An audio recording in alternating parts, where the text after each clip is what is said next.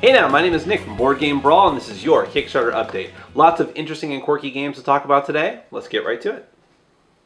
Soda Pop Miniatures is bringing you Ninja All-Stars. This is a competitive game where players take control of rival teams of chibi ninjas, and you're trying to meet certain objective goals in order to appease the Moon Princess, which is, of course, going to give you victory points, I would assume. Now, I think the game looks beautiful, and I have heard the rules compared to Ninja Blood Bowl, or I actually personally think the game seems very reminiscent of Arcadia Quest, which is interesting, given the rivalry, maybe the made-up rivalry that people have between Cool Mini or Not and Soda Pop Miniatures. The thing that bothers me about this is that even though I kind of pride Soda Pop Miniatures on running good Kickstarter campaigns, they have a couple of confusing pledge tiers that they added after the campaign started, where like one of them you can pledge and you just get generic models for the different ninja clans and decide which ones you want to use, since the rulebook has all the rules for every clan, or the other pledge level lets you get specific models for specific clans that you choose, which just seems kind of weird. I don't know why they did it like that, even though every pledge costs the same. But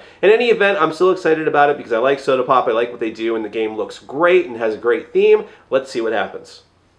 Travis Hancock is bringing you Salem, which is based, of course, on the infamous Salem witch trials, of which there seem to be an ever-growing amount of games based on that theme in the past few years. Players are going to be villagers and will either be a witch or not a witch. You're going to get trial cards at the beginning of the game that you'll keep secret, and players can play cards during the course of the game to try to root out your trial cards and see whether or not you are a witch or not. If the villagers can root out all the witches, then they will win. But the witches, of course, can have special night phases during the course of the game to take out some of the villagers.